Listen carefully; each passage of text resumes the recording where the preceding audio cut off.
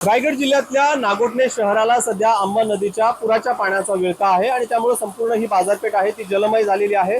संपूर्ण बाजारपेठेत अंबा नदीच्या पुराचं पाणी शिरलंय आणि त्यामुळे इथले व्यापाऱ्यांचं मोठं नुकसान झालंय। प्रत्येक दुकानांमध्ये या अंबा नदीच्या पुराचं पाणी आहे आणि त्यामुळे या दुकानांमध्ये हे व्यापारी आहेत ते आपल्या वस्तू किंवा जे अडकून पडलेले जे साहित्य आहे ते सध्या स्थलांतर किंवा इथून उचलून घेऊन योग्य स्थलांतरित करताना पाहायला मिळत आहेत। आपण बघितलं तर हे व्यापारी आपल्या सोबत आहेत। काय सांगाल, पुराचं पाणी शिरलंय दुकानांमध्ये, किती नुकसान झालंय आणि कसा या पुराला तुम्ही सामोरं जाताय?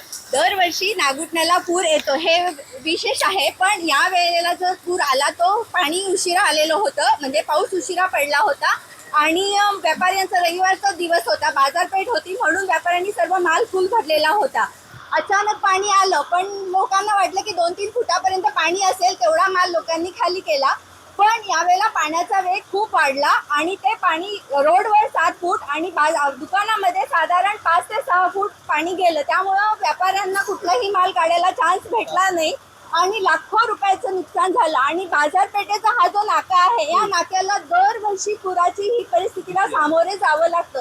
त्याच्यामध्ये मच्छी मार्केटचा जो आहे तिथं बेचारी राहणारी लोक ती सुद्धा नेहमी या भीतीमध्ये वावरतात की रात्री अपरात्री जर असं झालं तर कुठे जायचं। यावेळेला 3 दिवस लगातार असं होत आलंय आणि आज लोकांनी काल थोडं साफ केलं, पण आज पुन्हा पाणी आतमध्ये आलंय। ही परिस्थिती आहे कारण बेसावध असताना पुराचं पाणी आलं आणि त्यामुळे मोठं व्यापाऱ्यांचं नुकसान झालंय। साधारणतः किती नुकसान झालंय आणि आताची परिस्थिती काय आहे?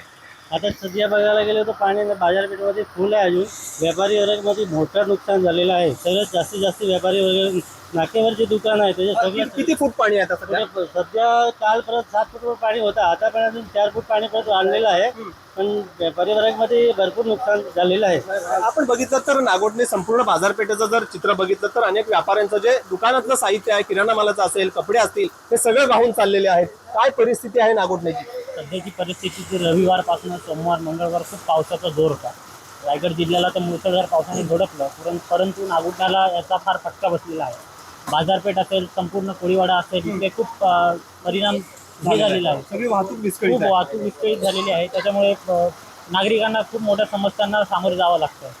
जर आपण रायगड जिल्ह्याचा विचार केला तर नागोठणे शहराला सर्वाधिक पावसाचा फटका बसलाय, कारण अंबा नदीनं 2 ते 3 वेळा पुराचा विळखा या शहराला घातलाय आणि त्यामुळे बाजारपेठेतल्या व्यापाऱ्यांचं मोठं नुकसान झालंय। अनेक दुकानातले साहित्य वाहून चाललेले आहेत, एसटी बस स्थानक देखील बंद पडलाय, मच्छी मार्केट बंद आहे, अनेक आजूबाजूला शहराला असणारी वस्ती पाण्याखाली आहे आणि त्यामुळे संपूर्ण इथलं जनजीवन आहे ते विस्कळीत झालंय आणि नागोठणेकर सध्या या भीतीच्या छायेखाली आहे या ठिकाणी वावरताना पाहायला मिळत आहेत। लवकरात लवकर इथला पूर ओसरल्यानंतर आम्ही इथला जो अडकून पडलेला जे साहित्य आहे ते देखील आपण या ठिकाणी काढून टाकू अशी चिंता आहे ती त्यांना लागून राहिलेली आहे। मात्र पावसाचा जोर आहे तो कायम आहे, त्यामुळे पुढील काही तासामध्ये पावसाचा जोर वाढला तर पुन्हा पाण्याची पातळी आहे ती वाढण्याची शक्यता आहे।